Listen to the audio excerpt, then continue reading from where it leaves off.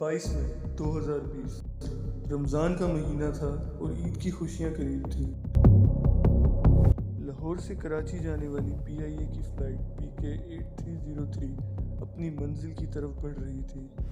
91 مسافر اور 8 کریو ممبرز، سب کے دلوں میں اپنوں سے ملنے کی امید تھی، مگر کسی کو نہیں معلوم تھا کہ اگلے کچھ وقت میں ان کے ساتھ کیا ہونے والا ہے۔ ایک ایسی غلطی جو ایوییشن ہسٹری کی سب سے عجیب اور دردناک داستان بن گئی۔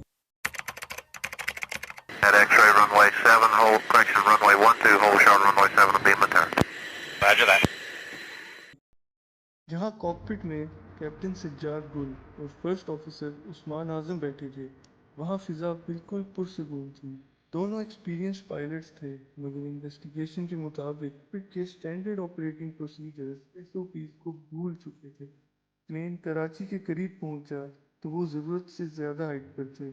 ایئر ٹریفک کنٹرول ATC نے انہیں warning the, "You are too high"، مگر پائلٹس نے کانفیڈنس میں کہا،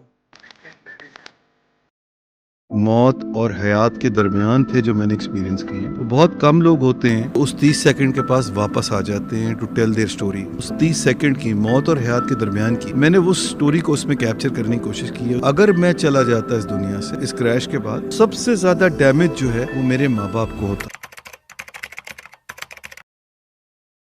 اب یہاں سے کہانی خوفناک موڑ لیتی ہے۔ فلائٹ 8303 لینڈنگ کے لیے اتنی جلدی میں تھی کہ پائلٹس نے لینڈنگ گیئر کھولنا ہی بھول گئے۔ رن وے 25L پر پلین ٹچ ہوتا ہے، لیکن پہیوں پر نہیں، بلکہ اپنے بڑے بڑے انجنز پر۔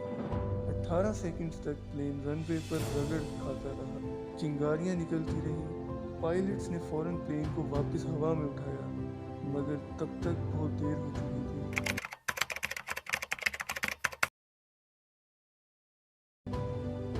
رن وے پر رگڑ کھانے کی وجہ سے انجنز پوری طرح سے ڈیمیج ہو چکے تھے۔ کچھ ہی دیر میں دونوں انجنز نے کام کرنا چھوڑ دیا۔ پلین کی بجلی ختم ہو گئی تھی۔ کیپٹن کی آخری آواز ATC per گونجی، "Sir, we have lost engines. Mayday, mayday, mayday." Karachi کی تنگ گلیاں، ماڈل کالونی، لوگ اپنے گھروں میں عید کی تیاریوں میں مصروف تھے۔ تبھی آسمان سے ایک عظیم الشان جہاز ان کے گھروں پر گر پڑا، دھواں، آگ اور چیخ و پکار۔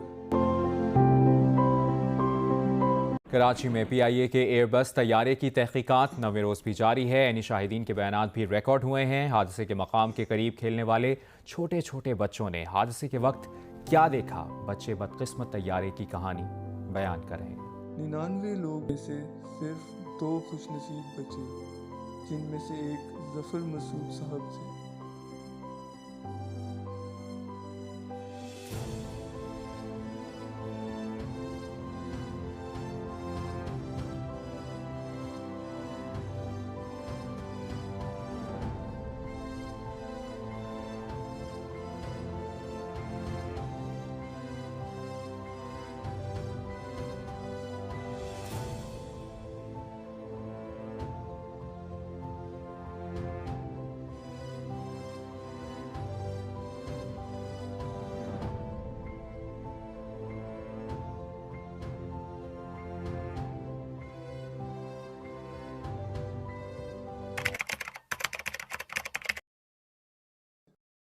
اس حادثے نے پوری دنیا کو ہلا کر رکھ دیا۔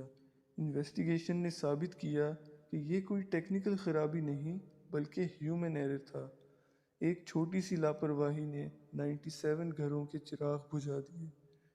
آج بھی جب ہم ماڈل کالونی سے گزرتے ہیں تو فلائٹ 8303 کی یاد دلوں کو غمگین کر دیتی ہے۔